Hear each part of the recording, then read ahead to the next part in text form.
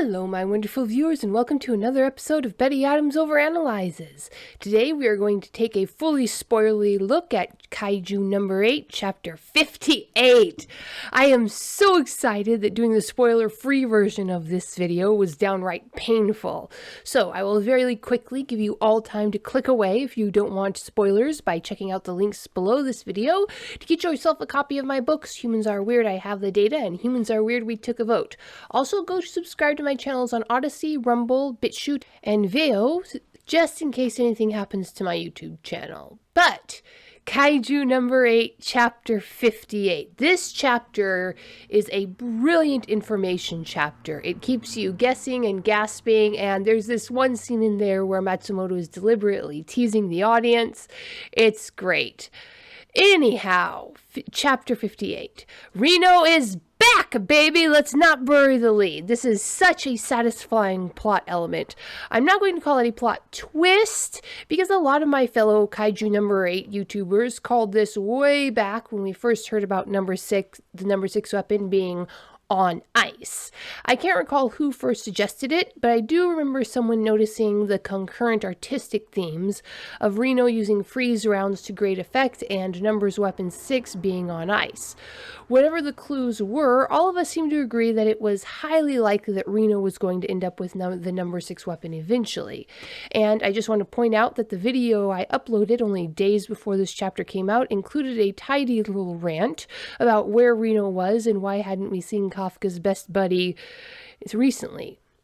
Now, giving Reno the number 6 weapon comes with all kinds of complications, but there's one I will point out only briefly here because I plan on doing a full video on it later. A whole panel of this chapter was set up just to list all of the reasons that the Defense Force considered Reno an oddball, but it all boiled down to the fact that Reno had just kind of appeared out of nowhere. He had no university or technical college training, no military experience. As far as we can see, he just showed up at Kafka's workplace and was suspiciously there when Little Guy showed up. Because of this and various other reasons, I've always been suspicious that there was some kind of connection between Reno and the Little Guy. We shall see exactly how he reacts to Numbers Weapon 6. On another side note, Matsumoto is either finally in tune with his story or finally in tune with his fans. Look at how the big reveal is played. How many panels did Matsumoto spend teasing which of the rookies was going to get Numbered Weapon 6? He knew exactly what he was doing to us, and he reveled in dangling the shiny plot point in front of our faces. I, for one, enjoyed it thoroughly. Now, the other huge thing we got, a fake out for an explanation on where Kaiju come from.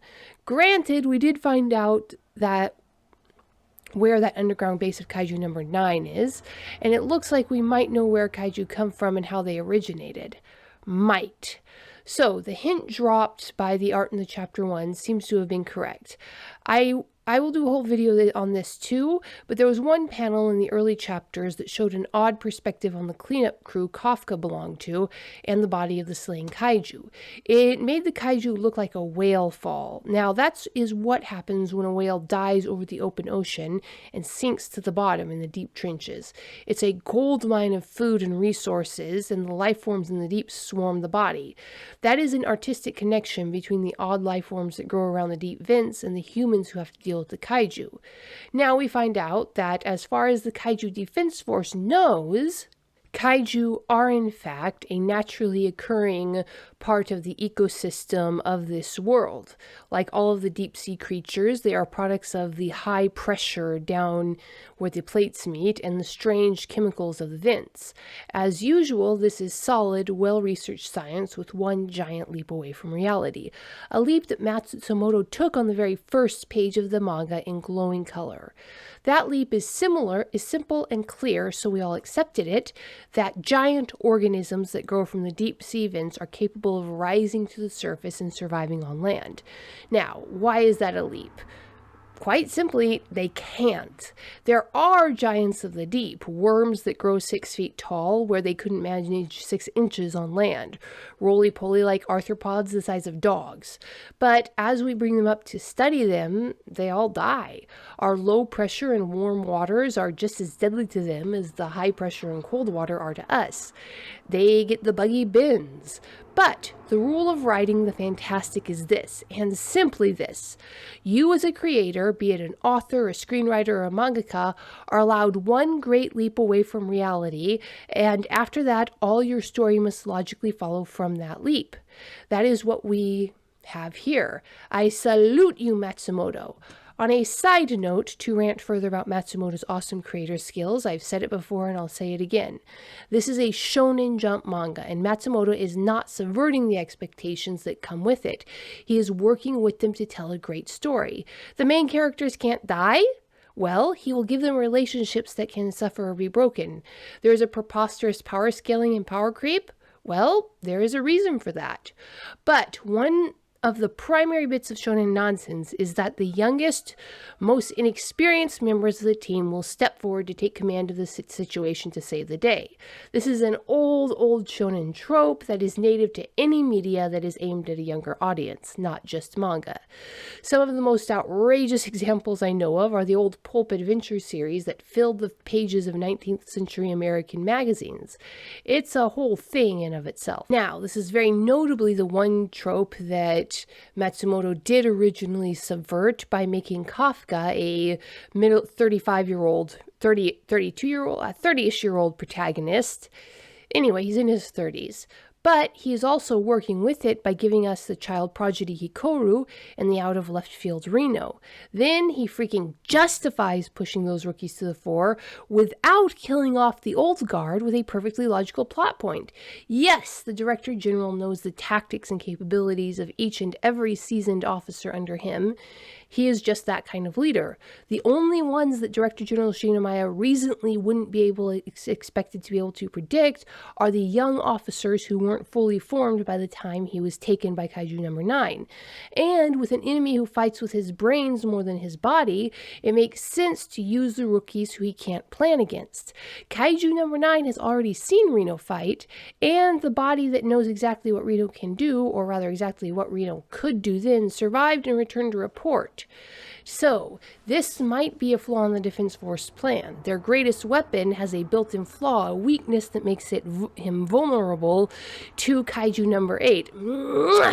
Such beautiful storytelling. I can't wait to see the confrontation between Reno wielding Kaiju weapon number 6 and the Director General Shinomiya in his Kaiju number 9 body. This is going to be an awesome confrontation, but it's not the only confrontation I'm expecting.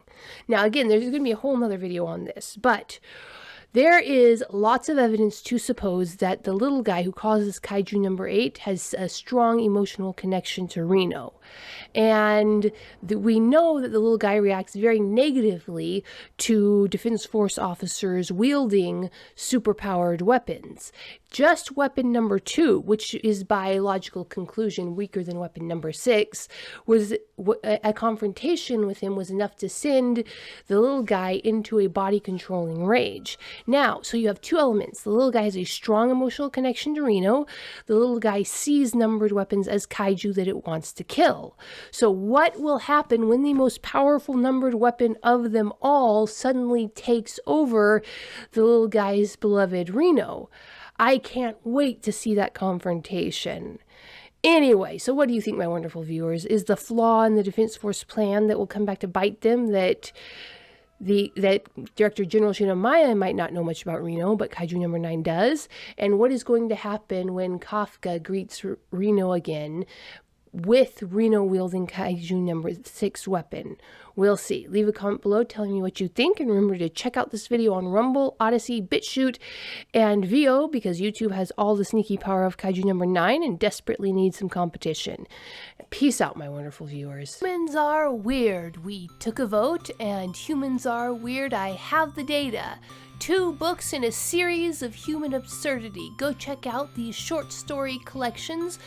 What will our little green friends think of us when we finally do make it to space?